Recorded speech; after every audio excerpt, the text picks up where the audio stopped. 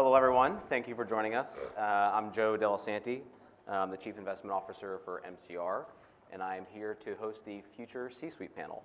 I think what you're going to hear over the next half hour, 45 minutes, is perspectives from the four individuals to my right, and feel free to chime in with questions along the way.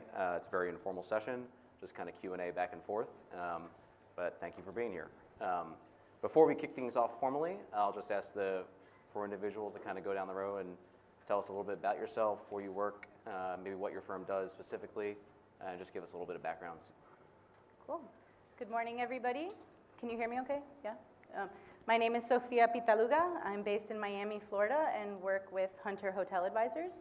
We do hotel advisory both on the investment sales side, general advisory work, and at times we have a conference or two. So thank you guys for joining us this morning. I'm focused mostly in Florida, but do cover coverage nationwide. And thank you again for being here today.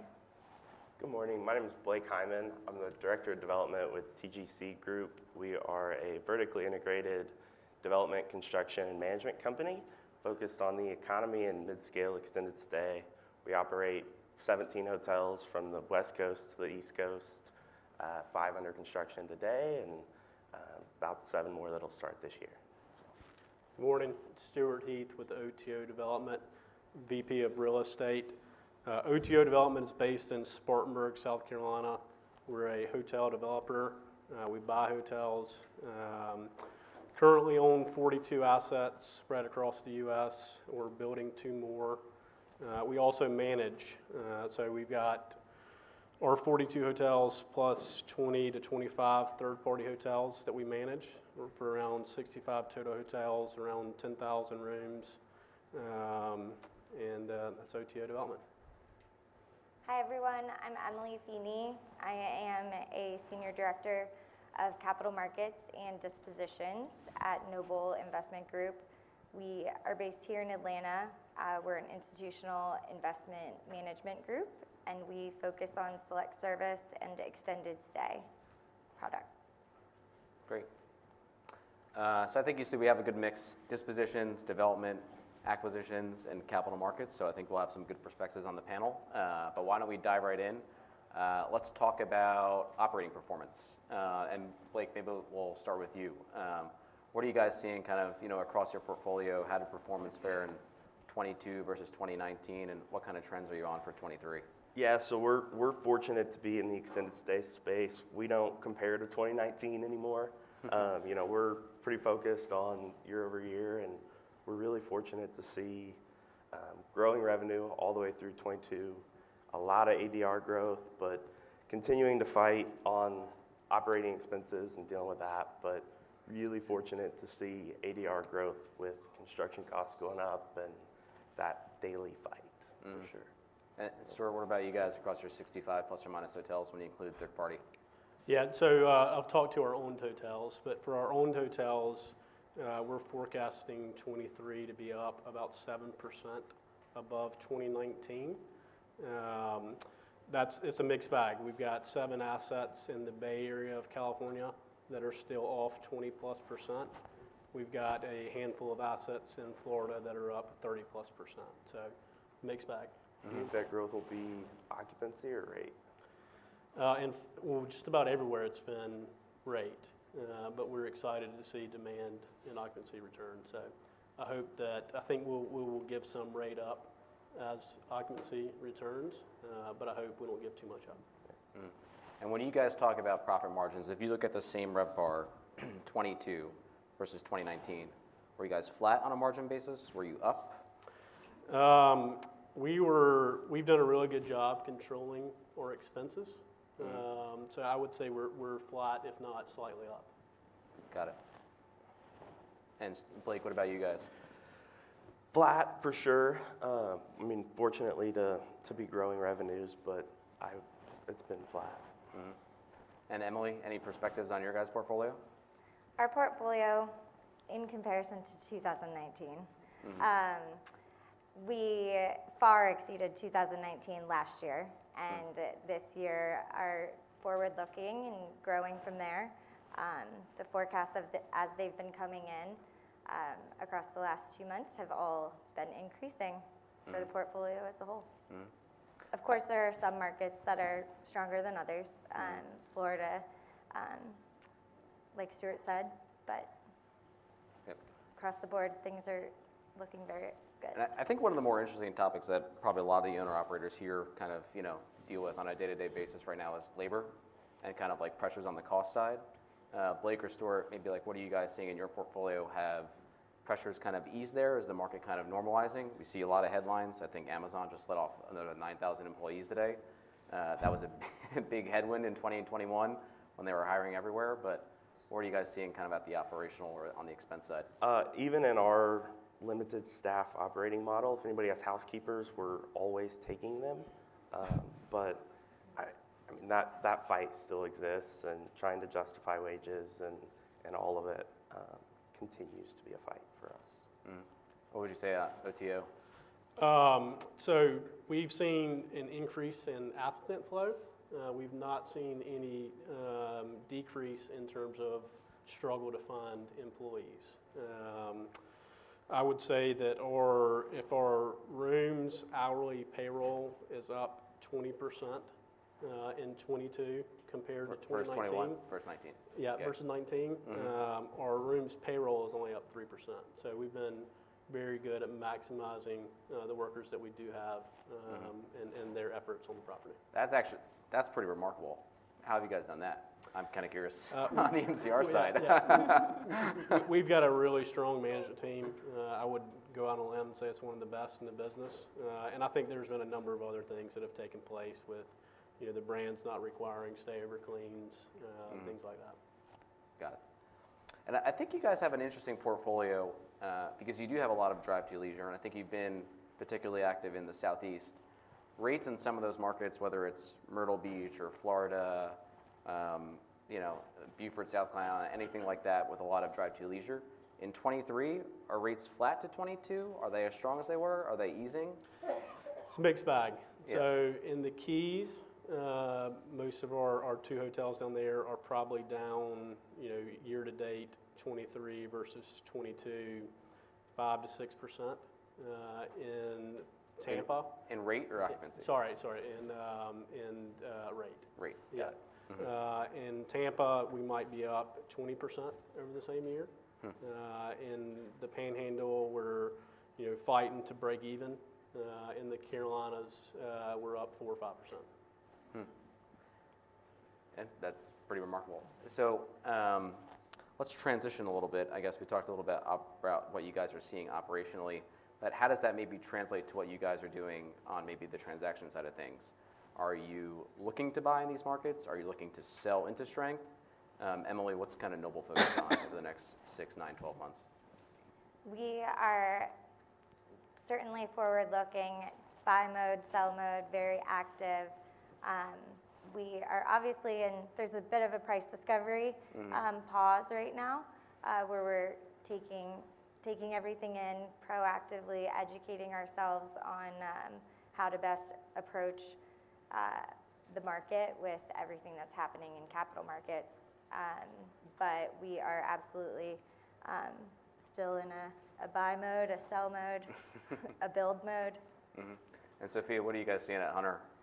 So we're definitely still seeing activity. You have to be very strategic in this market right now. As a buyer, you need to be over communicating with your broker so that they can communicate to sellers really the confidence in being able to get a deal done, because I think that's really the number one variable to change from the marketing phase to the actual closing phase, just with all the noise, if you will, in the capital markets.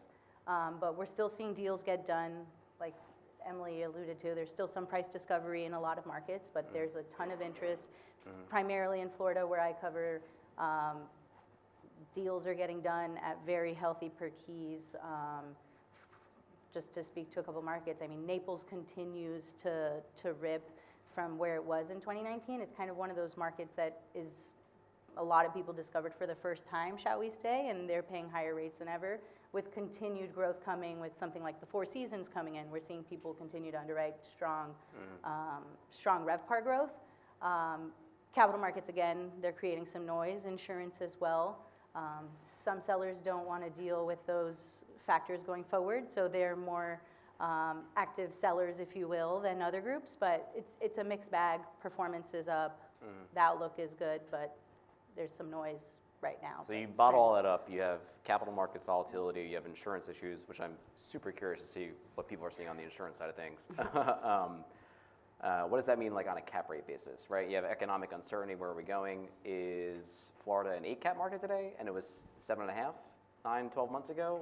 It's on a buyer per buyer basis, depending on your relationship with your banker right now, because to avoid negative leverage, the cap rate is more sensitive than ever, while performance continues to improve. So we're at it's tough to speak in generalizations with all the different variables changing so quickly. And where's the appetite coming from too? Is it, if you guys have a market or an asset on the market, is it local regional players? Is it public REITs? Is it private equity? It's a lot of generational owners for the nicer, newer stuff, the cleaner deals, if you will. But we're seeing owner-operators also get very active and willing to put hard money up and do things like that to secure deals for the right basis, as long as they believe in the cash flow going forward. And I have one more question for you. I feel like in 2020 and 2021, we saw a lot of either off-market or kind of quietly marketed deals that didn't do the whole e-blast, send it out to 18,000 people across the U.S. How do you maximize value today? Is it kind of the same approach, kind of quietly and quickly? Is it blasted out? It's going to depend on the asset, and it's going to depend on where your seller is in their hold period. There's a lot of sellers that are willing to sell so long as it is at a certain price. They aren't necessarily market sellers. So I think what I am very proud of Hunter for, we do a really good job at connecting Wall Street and Main Street. So for something like that, there's tremendous opportunity for a brand new asset, call it, to find the right buyer off market, do it quietly with the labor issues. Obviously, people don't want a deal being blasted and then not closing because of the noise with capital markets. So it's going to really depend on the asset and where the seller is in their hold period, but I think there's tremendous opportunities on the off market. So like I said, over communicate with brokers, tell them what you're looking for. They can go get it for you, and I think that's where we're going to start seeing a little bit more activity, but there's still tremendous opportunity for the wide blast for market sellers. And Blake, Stewart, or Emily, really, where are you guys looking to buy if you are looking to buy nowadays? Is it very market focused? Is it regional? Would you go to the Midwest? Yeah, it's for us, we're primarily focused on kind of the small, if you will. So Colorado down through Arizona, over to Texas, into Florida, and then up through the Carolinas. That's where we're really looking to buy today. We're looking for generational assets in all of those markets. There's probably 2 or 3 hotels that we'd like to buy, and we're not looking at anything else. And Emily, what about you guys at Noble? Well, I can't give away all of the acquisition team secrets, but we are, of course, market focused, and we are always looking for a market that is going to have strong growth projections, corporate relocation, expenses that are reasonable, and various variables like that that help us get a good handle on our underwriting as we're reviewing the deal. And then Stuart or Sophia, I have a question for you. There was always a delta in cap rates between the Southeast, right, Florida, the Carolinas, a Phoenix or a Dallas or an Austin, right, call it like high growth smile states. I feel like I've heard the term smile states more times than I can count over the past 24 months, versus the Chicagos or the Minneapolises or the Milwaukees of the world. And apples to apples basis, right, like a stabilized asset, is that cap rate spread, is it 100 bips? Does it go from like 8% or 7.5% in Florida to 100 bips wider in Chicago? Like, what's the gap that like people want to go to the Midwest? Assuming all things equal, no union. Yeah, same Hampton, Okay. Stabilized performance. Depends on the cash flow, but it could be pretty wide, but we're seeing it You think shorten it- as people are getting back to the office. And in Illinois, particularly New York, activities higher, especially with group demand coming in the bigger cities. 200 points. It just depends on the 200 cash basis flow. points, We're yeah. still seeing a lot of per key trades making more sense and justifying cap rates that might not. So it really just depends on when in the cycle. I feel like I have to jump in as the Midwest guy on the panel. Please but, do, yeah. You know, we'll take them. You know, all your 10 caps in the Midwest, we're ready.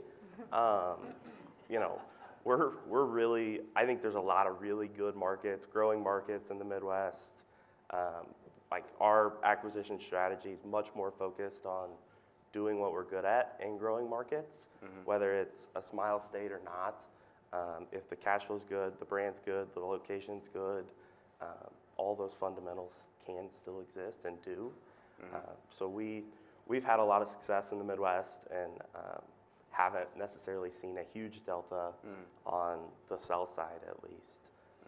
And it just, you know, there's good pockets in a lot of those towns still. That's how we feel. And we've taken some of those assets out to market in Illinois, and they've been some of tremendously active ones. So there is definitely appetite in the Midwest, but comparing apples to apples is just hard right now because it's too many variables again. I think those two markets in particular, Minneapolis and Chicago, you look at the taxes and you go, why would I put myself in that situation? You know, when I can go to Missouri or Kansas or, you know, Oklahoma and find other good buys without astronomical property taxes and not have to deal with that, right? And Stuart, what's your guys' view? Well, it's really centered on the Smile State, so I don't want to comment on the Midwest or the Northeast. We've not spent a lot of time up there recently, although we are entitling something and built something recently on Long Island up in New York. But my view is that there's been a lot of interest and a lot of compression of cap rates in those Smile States, and it's made it really tough to try to compete in those markets. So if you're buying something in a Smile State, you bought something in Nashville, I think, kind of like in Midtown, a gorgeous, nice new like Hyatt house. Yep. Where do you think cap rates are nowadays? So we're very lucky, Joe, to again have a really strong management company. So if we go out and that Hyatt house, for example, you know, or other things, you know, a lot of our acquisitions have been value add. So through that lens and through our very strong management company, we're able to go in and really create lift, look at a detailed P&L, immediately point to where we think we can, you know, buy at a 7 and turn it into an 8. We're the first panel. Cap rates are 10. Cap rates are 10. Yeah, Let's just start that messaging now. Yeah, that's right. Yeah. So you talk about 8 or 8.5, but how are you guys financing these deals today? What is like your cost of debt look like? It's probably not too dissimilar from that. So I guess that's a couple of questions, but how are you financing acquisitions or construction? Yeah, so we've Go got for it. probably a pool of 15 relationship lenders that have been banking OTO since before OTO was started, going back to predecessor companies. And for every deal that comes across and every deal we pursue, we go to those 15 lenders and work with them. And they're still active? Today, Today. Today, I think if there was a good deal in a market that we wanted to be in, something we could confidently underwrite, we could go out and get it done today, right now. And Sophia, you guys have been active on the transaction front. What are you guys seeing at closings? We're seeing transactions to date. We've seen a lot of regionals show up. We still see LOIs coming in with term sheets from regionals that are as current as last week, so they're still out there. Their underwriting standards are changing a bit. In Florida, there's still appetite to do deals, so we're still seeing deals get done. It is, again, a little bit more expensive than it was previously, but it's a lot of relationship lending right now. Communicate often, communicate early with your bankers, and relay that info to brokers, and that's really going to help you win a deal in this environment. But we're seeing a little bit of everything, probably pricing around 8s right now, anywhere from 6.25 to 9, with the majority in the 8 to 9% all in. Yeah. Got it. Yep. Blake and I guess Emily, would you agree? I was just going to say that Yeah. I have, when you're asking about cap rates, I have found that lenders are really more so focused on the in-place debt yield as well as your per key basis. I think that those are two components of the deal that really make it build a strong foundation for you to have high returns. and also for the lender to feel really comfortable in supporting 60 to 65% of the deal. And what do you guys say? What's your outlook for 23? I feel like for a lot of people say they think the back half of the year is going to be super busy. I don't know if the events of the last 2 weeks in the financing side of things changes things, but Sophia, like, is your pipeline as big as it ever was? How's transaction volume pacing for the first half of this year? What's your guys' outlook? So frankly, last year we were gangbusters like everybody else in this room, most likely. So Q1's been a little bit slower, but we are extremely active. A lot of BOVs, a lot of deals in the pipeline. And I would say, based on Florida, I'm going to speak to Florida specifically. Like, I was walking a property, granted it's spring break in Florida, that was doing an all-time record ADR at 100% occupancy, and they expect that to be everywhere from since mid-February through April. So I think continuing that momentum on a lot of the newer assets especially, we'll see those kind of assets transact a lot here going forward this year. So I expect it to pick up in the second half, but like we've talked about, there's still some pricing discovery, sellers understanding where the numbers do work for them, and just understanding it is a changing market, but tremendous opportunity on both sides of the deal, so optimistic. You know, for us, we're so long-term focused. We try not to time the market. You know, we're looking 5 to 7 years ahead constantly. So, you know, if you go back to kind of the summer of 2020, we've put over 120 million in the ground in new development projects, and you know, we're gonna maintain that pipeline. Whether it's the perfect deal today, that's to be decided. But you know, we think if we take that long-term approach, 5 to 7 years from now, with really good real estate, really good brands, we're going to be happy with the assets we own, you know, at the end of their life.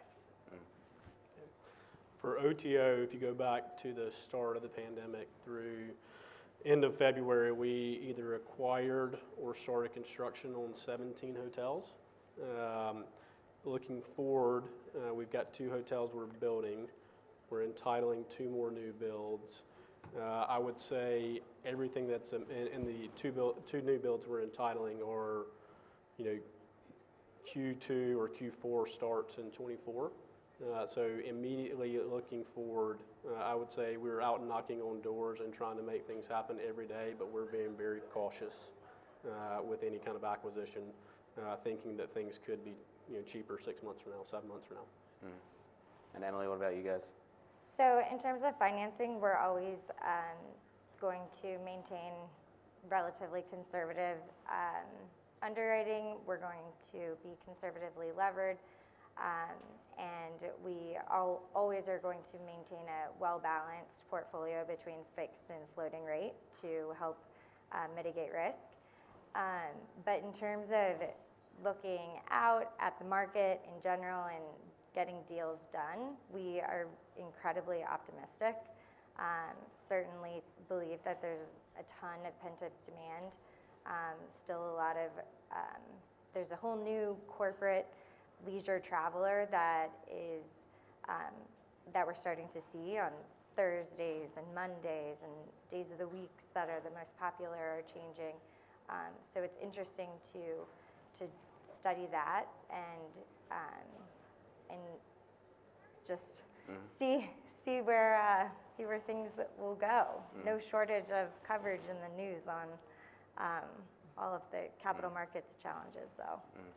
And how has your approach to taking on risk or putting equity to work changed? Meaning, inflation's not zero anymore like it was in 16, 17, 18, 19. It's 6% plus. It's still running hot. Are you guys? You could buy treasuries. I think right now, like on my E-Trade account, I could buy treasuries at 5% and make that return without even like putting on my slippers every morning, right? Are you still kind of like solving for the same return as you were pre-COVID? Is it still kind of like an 18 to 20% gross IRR or X kind of like multiple? Like, has the underwriting criteria changed given like where we are in the world, or what would you guys say? For us, I mean, if it's a target lister, if you will, you know, I would say that our underwriting, our return has not changed. What we can pay for that asset has changed a lot because our cost of debt has gone up a lot. And if I could buy that asset for $100 6 months ago, you would buy that asset for how much today? I know there's a lot in there, but Hard yeah. to say. I don't know. Depends on where it's at, Joe, and what's happened to that market. And that's a very politically correct answer. Okay, Blake? Can't repeat that fast Sophia? enough. I think the same thing that's making it difficult to buy new deals today or making it more expensive today, it's limiting new supply, so I think you need to account for that too. If you can buy a brand new box in a market that might have a little bit of a supply pipeline, if it's not already approved, it might not happen as immediately as you were originally expecting. So if the barriers to entry, I think, are only getting stronger in a lot of markets because of the cost of capital. So it's not a wash. Like, there is likely some sort of discount, but it depends on the deal. But I think that would be the one positive from an acquisition standpoint, that I think construction pipelines are going to slow down, and that creates opportunity for those assets today as well. So you're touching on a few points that are very interesting, supply and construction pipelines. So Stuart, you're probably, and OTO certainly, tell me about the construction business. How much is it up versus 19? I used to be able to build a residence in for 160 or plus or minus a key in a normal-ish market. Is that 200 a key nowadays? What's happened to the length of construction? What's your perspective on that? I would say that construction pricing is probably up 40+% compared to 2019. In many of the places we're looking at building and really want to build, with a few exceptions, we're probably talking about a basis of 400 a key plus to build new. And that would cost you high 200s, call it a 19? Yeah, somewhere in there, yeah. And what about the length of time? Is it, how long does it take to construct? Is The it construction period? Yeah. I wouldn't say there's been any material change to the construction period timeline. Really? It depends on the project. But I wouldn't say that the same project in 2019 would take you longer to build today. So we've been a little different. We actually just started construction on the same branded hotel about 15 miles away from when we started in the third quarter of 20. And we're within about 8 to 10% of what it cost then, but our contractor asked for another 30 days to get it done. Elevator, electrical panels, all the things are just taking longer. But part of that was in 2020, lumber was going crazy, whereas today it's different things that are creeping up, plumbing equipment, other supplies, but we're within about 10% of what it cost in third quarter of 20. And your outlook? What would you attribute that to? Like, poor timing in the third quarter of 2020. Lumber was crazy, yeah. and it's just. But you said today it's only 10% more expensive compared to 2020 or 2019? 2020, third quarter of 20. And outlook going forward? Have we kind of plateaued? Like some things are up, some things are down, maybe it kind of evens out from here? Or is it still going one direction that's, up and to the right? I'm cautiously optimistic it's going to flatten out for a minute. I think it'll go back up, shortly thereafter, but Yeah. I think there's going to be some time here where it'll hopefully normalize. I would agree with that. I mean, I would say broadly speaking, construction costs have never gone down, with the one exception coming out of the GFC. OTO was able to take advantage of a period of much lower construction cost, but going forward, I think it will plateau. I think it has plateaued, but I don't see it coming down. And what about the construction financing side? Sophia's talking about 8 and 9% debt. I think that's kind of market on the acquisition side today. Is it the same in construction? Is it 50 bips higher, 100 bips higher? What would you say?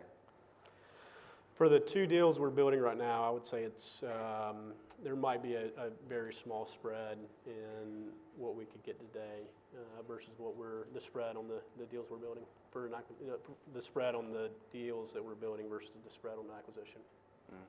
Yeah, and I think it's as cliche as talking about the Smile States, right? It's all about relationships and, long history with lenders and good history with lenders, and still seeing really competitive rates. And then the great thing about this industry is, right, it's been 4% revenue growth over a 30, 35-year period. It's been 2% supply growth over that same period. So, right, hotels are a rising tide, so to speak. 2% on the supply side. Do you think that's overly optimistic for a year like 23, where you see a lot of these construction headwinds? So you would think unit growth is going to be lower than that going forward for the next 3 to 5, or you know, if you see a piece of land, like, are the odds that someone's going to build on it or not? What's your kind of view, I guess, on the supply side of things going forward? Anyone really? Well, I think that what's in the ground pipeline that's actually coming to fruition, I mean, the stats are accurate. There's no doubt that there's definitely a huge decrease in new supply that we'll be up against. Great. I'll want to leave a few minutes for questions from the audience. So if anyone has anything that they'd like to ask the panelists, now would be a great time. Bueller? Anyone?